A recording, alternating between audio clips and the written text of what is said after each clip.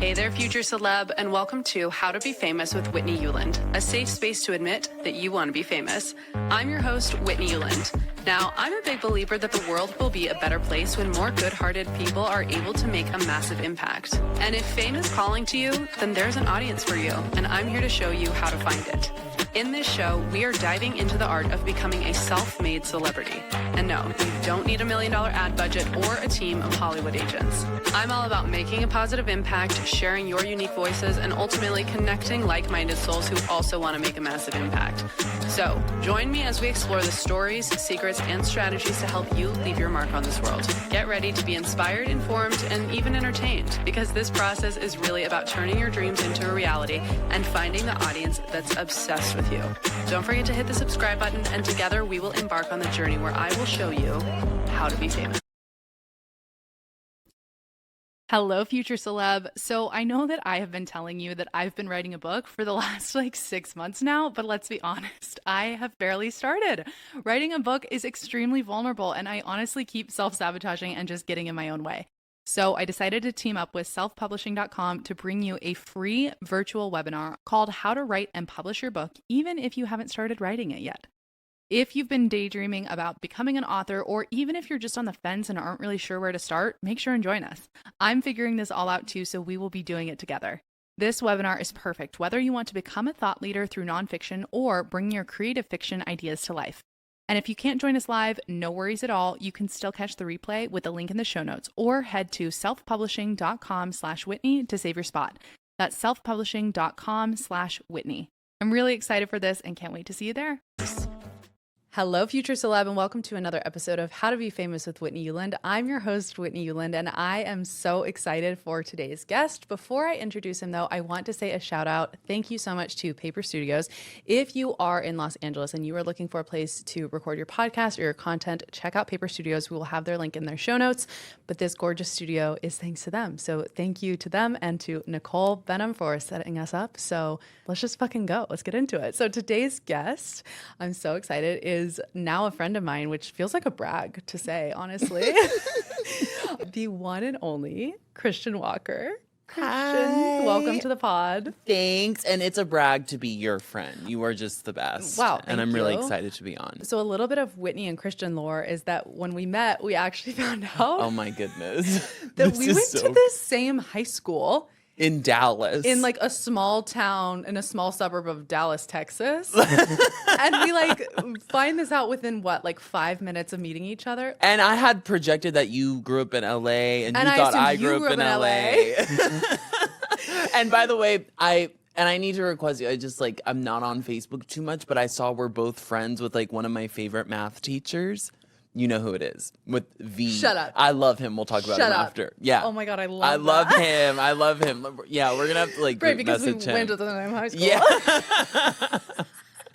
But we are several years apart, so there was no crossover. No. Not a collab in high school, but I'm so glad that the universe aligned and we found each other I'm here. so excited. And I did say before the pod started, I was like, what Whitney talks is actually one of my favorite topics that I talk about with one of my best friends, but it's not a space that existed online until Whitney made it a space. Whitney is a pioneer of this topic of celebrity and fame, etc. It's a topic that I talk about a lot with one of my friends. So it is just so cool to be on. When I discovered you, when Nicole connected us, when she had you on her podcast, I was like, oh my gosh, I'm obsessed with this girl. This topic is incredible. So it's just I'm a fangirl. So I'm really happy. I appreciate that. And I have to say that, so Nicole, when I think on the podcast, she was like, yeah, my friend Christian Walker, she's like, and Nicole has met so many celebrities, right? And she's like, the one person with the best celebrity energy is my friend Christian. She's like, you have to meet him. And I was like, I know Christian. I'm already a fan, actually. But it's so true, literally everywhere. I don't think we've ever been somewhere where people don't stop you and love you. And something I just want to compliment you on is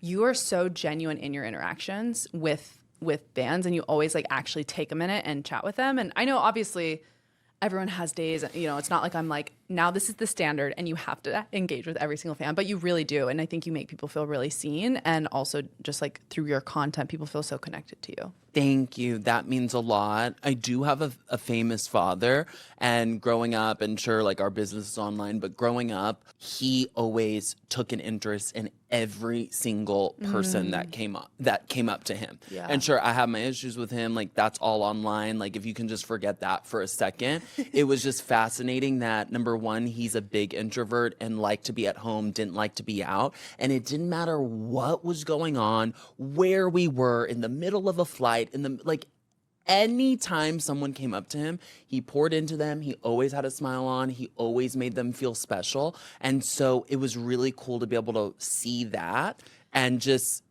understand that that's how someone with fans should behave. That's part just of the how job. that's part of the job. I mean, it's part of the job to me. Do you, because I feel like you're pretty introverted. Do you identify as being introverted? 1000%. I love to be at home. Yeah. Sometimes I don't want to go out because I don't feel like being perceived, but I also I love when people come up. I love to meet people, but I'm definitely an introvert. What would you, because I get that question a lot, like from people that are artists, they're creatives, and for anyone who is just familiar with Christian's work, he's also an incredible actor and writer and very multi-passionate, very multi-talented. But I think that a lot of people, first off, like, they I think similarly, they're just like, but I'm shy. I could never do that. This idea that the entertainer or the performer is inherently extroverted is, I think, so wrong. The majority of famous friends of mine, famous family friends of mine, famous people I know are introverted. Like comedians are notorious for being super quiet and introverted. Like I feel like on camera, you are performing. It's not like it's the real you, but this is a singular interaction. Right. Sure, people are watching, but you don't really think about it. Right. So I think being an entertainer and being an introvert is oftentimes really connected. Well, you spend time observing. Yeah, and right. like metabolizing what you're seeing. And Totally. then, well, let me ask you this though. Do you notice a difference between on camera versus like in person? Because you have a cheer background, which is so fucking cool. I don't know if you did like theater or anything like that. Do you also have experience in person, and do you notice a difference in terms of like celebrity energy and performing and your ability to like click it on? Like in-person performing versus on camera? Yeah. I don't have any experience with in-person performing. I did say to you right before we turned the cameras on, I feel more comfortable with a camera on than I do with a camera off. I don't know. Maybe I've trained myself to be that way. But yeah, I don't know what it's like to perform in person besides cheerleading, but that's not the same thing different? as like your personality shining. So Okay, wait, yeah. So do you see a difference between like celebrity versus performing? Like kind of the difference between like, I don't know. Like, I feel like when I was doing musical theater, that felt like a performance. Gotcha. Versus, like, obviously the lead, and it's different if you're in the ensemble dancing, or whatever. But like, do you feel like those skills were just two different skill sets? So when or did you one lead the say other? celebrity energy, Yeah, tell me. When I hear celebrity energy, I think about how a person behaves, how they interact with fans, how they interact with like hate comments, etc., and how okay they are with having a public persona and detaching that from their private persona. That's what I think of celebrity energy as being. And then what you're describing, I always think of as being like the it factor. Like when the camera turns on, can you bring it and feel comfortable? So on that note, I think it's very different on camera versus in person. Yeah, just like different skills. Yeah, I do think, yeah. Yeah, that makes sense. So how did you get into content creation? Like, and what was that like for you? Because again, I think so many of my listeners, they struggle with that. First off, they have this like, I want to do the traditional Hollywood or whatever, or I think they're truthfully just too afraid to be perceived. And so that's what is actually their hindrance to getting started. But what was that process like for you when you first were like, I'm going to do this? So I'll say this, and this is not, it is something I'm proud of. I think it's something you've made me more proud of, but I used to not be proud of the fact, and I kind of like tried to hide it. Now I'm a little bit more open. Like growing up, I wanted to be famous. Yeah. Period. Now I had a celebrity father, and I remember thinking like, this is cool. Like I never thought like, oh, this is annoying. Like this is stressful. I was like, this is fun. This is cool. Like, I want this for myself. So, number one, I sort of grew up wanting that. And two, as far as the content creation thing, I never really intended to be a content creator. Like, it was not I wasn't really going after it. You don't really like identify as that. I still like sort of back away from that term. I was more going the traditional route and training and whatever. And then my first video popped off and went viral. And then I just kept going and every single one would pop off. It's hard. The fame monster chased you. It just caught me. It just ate me up. But to someone scared of starting, I don't know, like if you want to go the traditional route and you know that this will help you, then why wouldn't you be okay? It's much easier than working on camera in front of millions of people in the traditional route. If you know your show is going to be distributed and shown in front of millions of people, well, your social media account might not hit millions of people. This is a comfortable warm up for you. So I don't know how you can be like afraid to start. If you're afraid to do content creation, you're clearly going to be afraid to be perceived by the masses. Yeah, I would think so, right? That makes sense to me. And I think also just in terms of like celebrity, I think that has kind of morphed and changed where it's now everyone wants every piece of you. If you're gonna, and like obviously we curate it, right? And we don't put some of the parts of ourselves up for consumption, but it's just not really enough. I don't think, like I've even thought about like a Lena Dunham, a Phoebe Waller-Bridge, a Mindy Kaling. In this moment of history, I don't know that they would have gotten their shows made if they didn't have a platform. And I also don't know that they would have turned into something big if they didn't already have that. What are your thoughts? Because I feel like since then and since the internet, there haven't really been as like big, like stakehold, like this is a movement type of creators. So did I tell you this? I just started watching Girls for the first time like a month ago because that show was before, just a little bit before it's before my your time. I was a little bit younger when it came out, and I'm like obsessed with it, and I'm going and telling everyone this show is so You're good. Like, have and you it guys just heard of Girls? captures the moment, and everyone's like, yeah. All my friends are older. They're like, yeah, we watched it when it came out, like whatever. But I think Jemima Kirk, she's great, is on Girls. I forget. Jessa. She came out, or she didn't come out. I just watched the podcast interview of her, and she said that she thinks if Girls came out now, it wouldn't have hit. It wouldn't hit. Yeah, it wouldn't hit because of social media and because of all these different factors. I think if those shows did come out now, they would need to be bolstered by that person's social media presence. So it could work as long as that person was carrying the movement to social media and making sure it was big there. I mean, even like the Ryan Murphys, like these people who even still have these big behemoth deals that are the multi-hyphenates, to me, being able to like act, write, direct, and make content. That's the fourth. Like, and to know how to grab attention, to know how to create fans. I think that is like until Hollywood, and like they can call us, right? Because we both got those skills. But I think that's kind of why there hasn't been a new multi-hyphenate that's like really popped off in the last few years. And can I say, let me say this now. I don't know how you feel. This is how I feel. I agree with everything you're saying, but I'm not saying I love that it's like that. Okay, because why not? It's extra work, and it's extra hard, and it's extra pressure. So like if you're listening, don't think like we're, at least me personally, am cheerleading this, but this is the reality of the moment right now. This is what it is. This is what's going on. And it can be super beneficial. I think there's benefits to it, but it is a lot more work. And like making content ourselves, I think we both know it can be hard online. Yeah. I mean, you open yourself up to lots of criticism, etc. So I think it's the harder way, but I think it's just reality right now. I agree that it's just like this. I'm not saying this, it should be this way. I'm just like, it is what it is. Yeah, it is. But I do think there's also so much more autonomy in it. You get to choose the parts that like you get to determine. So I did an interview with Christy Carlson Romano that she was saying, she's like, I was perceived before I really had a voice.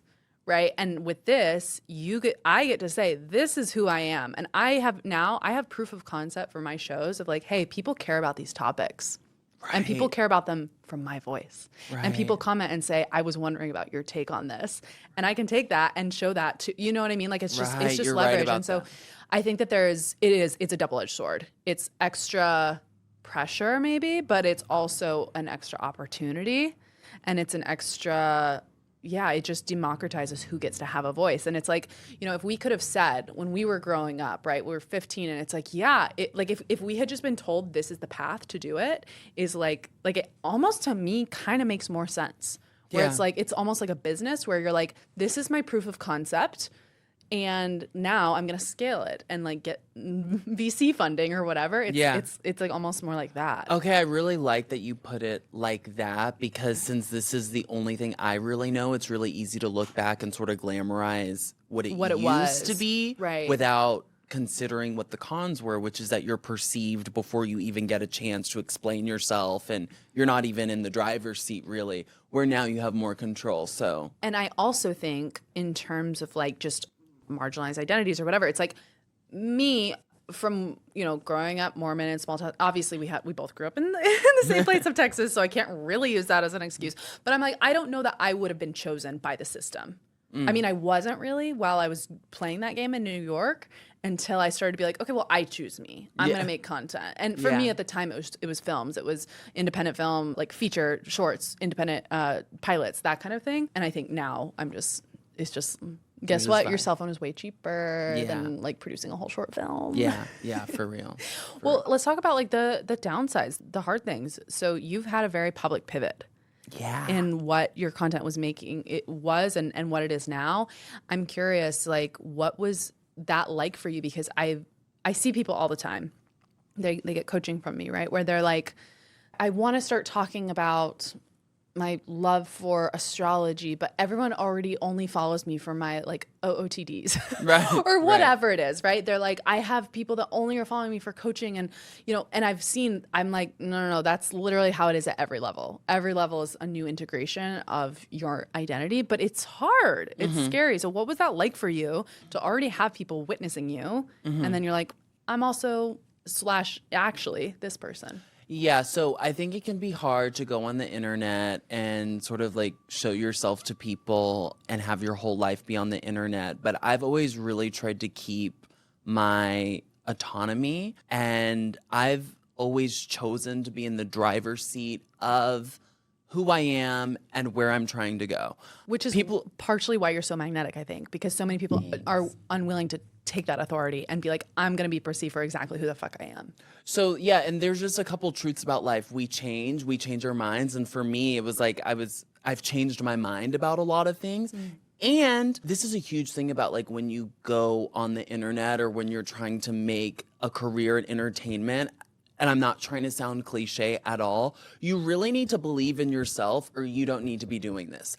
I put a lot of stock in belief in myself. I would not be here if I didn't believe in myself. I believe in what I'm trying to do and where I'm trying to go. I've already decided where I'm going, and that is that, period. No one can get me off track. So I put more stock and belief in myself than whatever topic I'm talking about.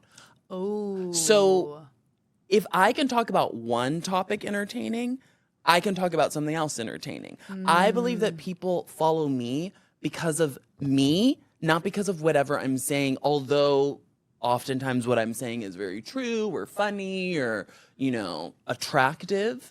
I believe that I could talk about any topic and be entertained. That's my self-belief in myself. I've already decided I believe in myself. So that's what I carry through my content. So I think that's the thing about a pivot. That's the thing. And I love that you said, I decided. Because we do think that belief is something that happens to us. And obviously I teach clients how to build belief. And if that's something that wasn't ingrained in you or is really hard, you know, or whatever, that can be learned. But it all, like, I'm just going to tell y'all, module 1 is you make the decision.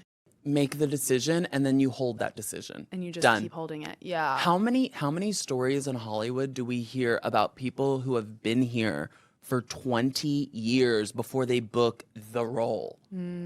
They believed in themselves for 20 years. They made a decision. They moved here when they were 18. They made a decision. I'm going to be this. And then they booked the role 20 years later. That changes their lives and they're a huge celebrity. Like, make the decision and hold the decision. It's so good. And I love the way that you also were framing, you know, that you are the magic sauce. You are the it factor. You are the thing that people want to watch. And so then you can talk about anything and everything, because I also have a lot of clients who come to me and they're like, I figured out how to go viral doing X, Y, and Z, but I hate it. And it's like, no. Or they're like, what's my niche? I'm like, you're the niche. Since you have a lot of creators and creatives who follow you on this and we've talked about this a lot, about this like concept of virality and who's gonna make it and not make it, and who's just a fad versus who's gonna have a long-term career.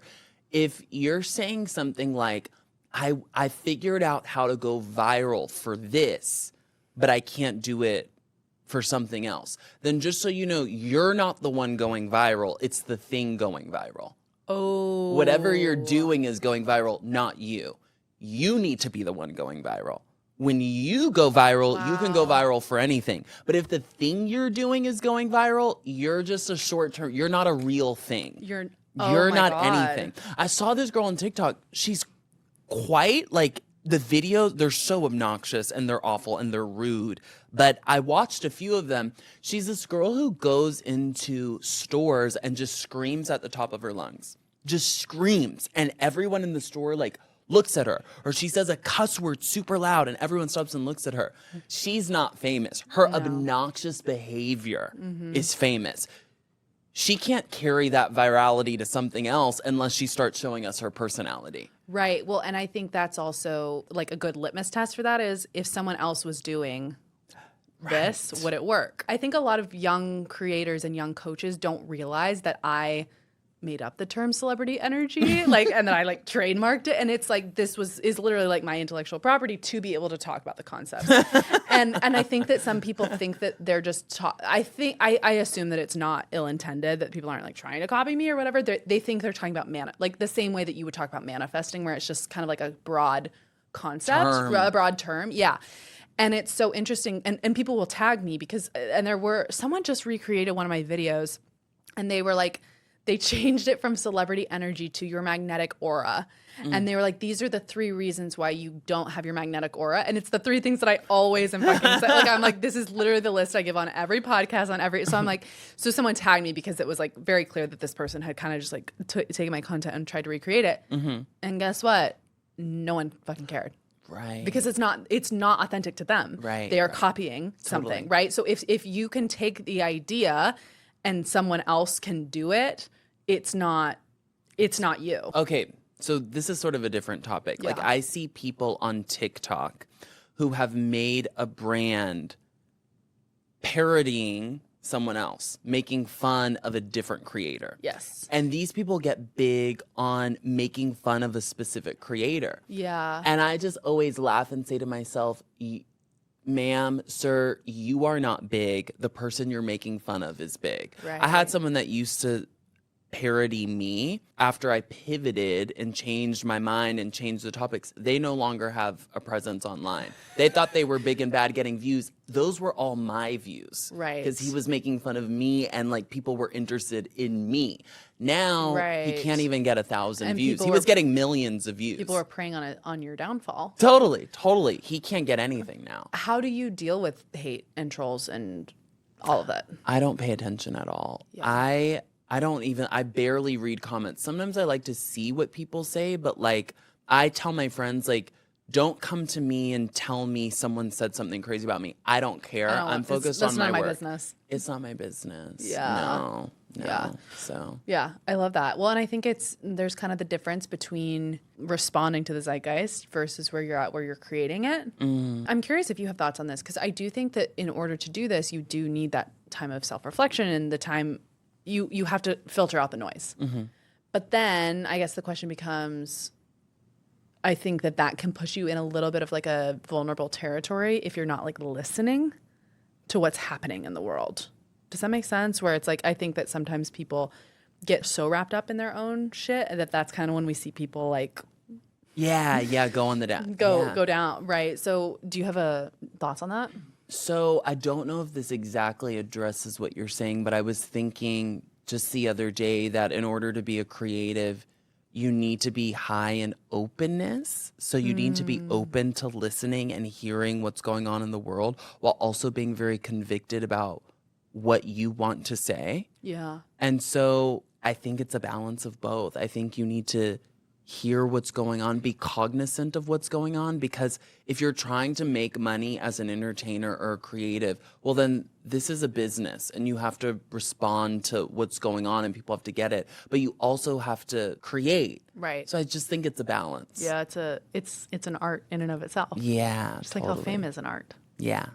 I love it. How did you come up with, I don't even really know your start to your platform. Can you educate me on that? Yeah, so I started originally, so y'all can scroll back and find these, but I was doing it, I was making short form like comedic content, and it was bad because I didn't understand the platform, and I was trying to replicate what I was doing in film on TikTok, and that doesn't land. fly. You have to understand the medium. Like, I just think of TikTok as a different medium. The first viral video that I had was talking about life coaching, and I kind of was like, oh, this is, and I had the business at the time, and then I accidentally posted something that really hurt people's feelings, shut it all down for like literally a year and a half, and was like, I can't do this because I'm so affected by comments and trolls and all of that. And I wasn't fully listening to the zeitgeist. I said, like, I mean, I guess this is long form content. I feel like I can share the context here, but there's this idea, right, of like, don't be a victim to your circumstances in mindset work, right? Where you want to take authority. Anything that happens in your life, it's important that you see, where do I have authority and where can I pivot? Where can I make a change? Because that's what feels good. That's what feels empowering. And that's all we really have, right? But specifically on the internet, on short form content, using the term victim is really triggering to people because people actually are victims to things, right? And so it's like, that's kind of where I was at, was I was talking about victim mentality. Gotcha. And people were like, you're calling me a victim. you're calling me, or no, it was like, I am a victim. They were like, you're saying that this is like you're kind of gaslighting my, And I kind of dug down. I was like, no, like, I really do believe this. Like, this, to me, believing this gives me freedom. It makes me feel empowered. But again, I wasn't listening to the fact that it wasn't appropriate for the medium. So I fully had to like shut down, was like, I can't do this, whatever. So I just continued my business and I continued my art and was just kind of doing those as separate things. And then I was actually at a retreat and where 4 coaches and we were kind of brainstorming whatever, and it just kind of clicked for me. I was in Palm Springs at this beautiful house and I was just like, oh my God, celebrity is an identity. Fame is a result. Fame is just something you can create. Celebrity is an identity and it's an energy, and it's people have it's an energy. People have it or they don't, and it clicked for me. But I sat on that idea, Christian, for 2 years. Wow. Would not open my mouth about it. Because when I had this, again, I remember where I was sitting and I was just like, one day I'm going to become the person who's famous. And I was like, I'm going to become famous and then I'm going to turn around and tell people how I did it. And that was my plan. But that literally goes against everything that I teach, which is that you have to embody it ahead of time. And you have to show up and you have to say the scary things and you have to say the things that are authentic to you. And so I didn't open my mouth about it. And then I had my baby, hired this team to help me with marketing, took out a $50,000 loan that I didn't really have the money for, took out this like crazy, terrible deal PayPal loan where it was like I had to pay them back like $1,000 a week or something. And it was so stressful. And again, and this marketing team was supposed to help, doesn't help. It's literally like I am just throwing money away. In addition to not only this $50,000 loan that I took out to hire this ads team, but then also the ad spend for this, which fool me twice. I've now been scammed by 2 ads teams. Like it's 3? I don't know. So now I'm just like, organic is the fucking way. I'm done with ads. Like it's bullshit. Which also plays in well to what I do, but it's true. So anyway, so I had this loan. I had just had a baby. Things are just like, I'm struggling. It's a lot. I'm hormonally struggling. I am improperly medicated. Like, it was just a fucking lot. And I felt like I got to a rock bottom and I was like, open your mouth and just start fucking talking about it. So I started talking about celebrity energy. The first video went viral. Yeah. And watching it back now, it's so funny because I was not in my celebrity energy. Like, but it was true to me. And that's where I think sometimes people get confused and think that celebrity energy is confidence. No. But it doesn't have to be. It just is feeling safe, being perceived for where you're actually at. And I was so scared, but I let people witness me be fucking afraid. Yeah. And I look back and it like, to me now, it's like I also had like cut my bangs. Like I was clearly having a full identity crisis. And I just am like, so I have this theory that celebrities are, but I need to see the video. I'll show it to you. Yeah. But like it popped off. And from that, I started having videos go viral. So then my business started to take off and I was able to pay off the loan. But I think for me, it was, I had to start talking first and then the confidence came. Love. And then it was, I had a celebrity once who invited me to their show, and backstage they were like, you're the first person that's talking about this. Yeah. And they were like, when you talk about that celebrity energy, that it factor, that hyper presence and that safety being seen, they're like, I've never been able to articulate it the way that you do. Yeah, you do a really great job. Thank you. I also want to talk a little bit about the it factor thing and how one thing that you say that's awesome and it's true is that like it can be learned. Mm-hmm. It's not something that like. But you were kind of born with it. I really love you, but I actually wasn't. There was a time where I do think it was in there. Thanks. I actually could prove it, unfortunately. Okay, wait, no, tell me. I could prove it. Okay. I could prove in just a few different things that like I had to learn it. But I think that's something empowering for people and just something that you do really well is that you can learn it. So if you don't have it now, but you feel it, you can train yourself 100%. to be better in front of the camera. It's practice. It's a skill. It's practice. It's a skill. Yeah. Well, I always like to say it's like a mountain that's covered in fog. So just because you can't see the mountain, it's not like it disappeared. But I think every single person has this, right? Like, so good. You know this from acting. You don't want to do a scene with a dog or a baby because they'll pull focus because they're more magnetic than you. Because they're just existing in the hyper-present state. But what was that like, if you don't mind sharing? Like, what was it like for you to find it? I'm trying to think of when it switched. I remember desiring fame, which, by the way, I don't even consider myself famous at all. I'm trying to go somewhere, and I'm not there right now, and I'm not even close to being there, but I know I'm going there. Yeah, 100%. And so compared to where I plan on going, I don't even think of myself as anything right now. We but gotta I work have on more that. than I used to have. We got to work on that. Okay. Yeah, I have a lot more than I used to. I mean, I of used course. to be no one, basically. Do you feel like you've made a name for yourself? Yeah. I mean, Okay, yeah, good. for sure. So I remember like desiring it. And I also remember being in that desire, but a camera turning on and me not being what I wanted to be. Yes. And so it took practice. Mm-hmm.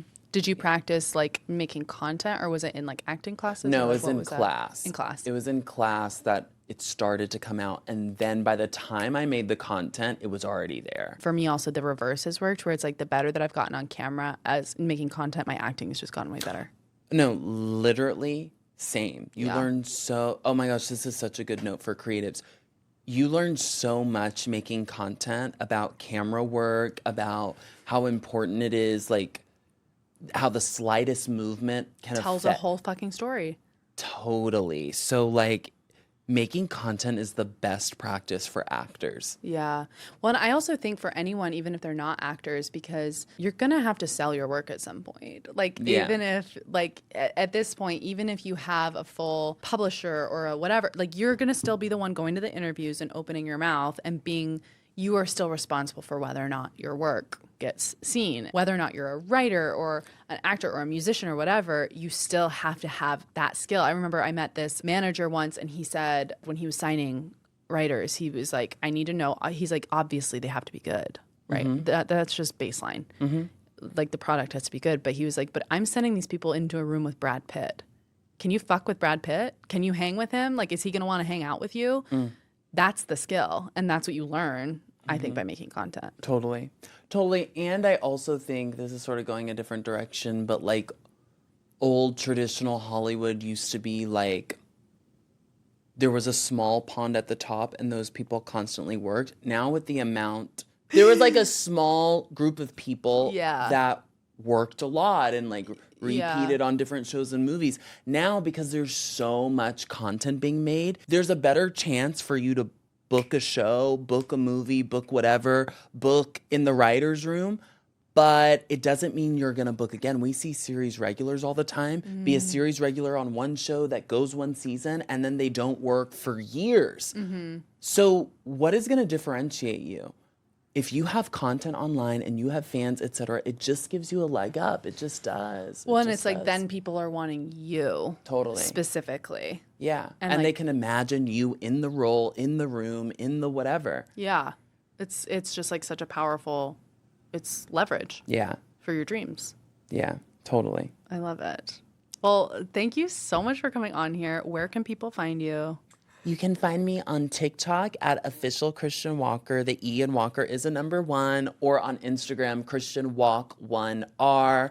I'll make you laugh. I'll empower you. And I might trigger you, but it'll be for the best. But it will be for the best. Thank you so much for coming on. I love you. Whit.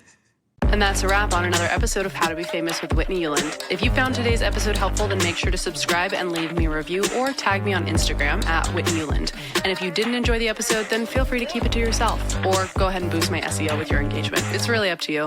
And if you're ready to be the next big thing and you want to take things to the next level and work with me directly to become a self-made celebrity, then head to the link in the show notes where you can learn how to coach with me directly. If you have any questions, comments, concerns, or gossip, then feel free to slide into my DMs. They're always open and I love hearing your stories, celebrations, and wins. Until next time, I'm Whitney Uland, and this is How to Be Famous with Whitney Uland.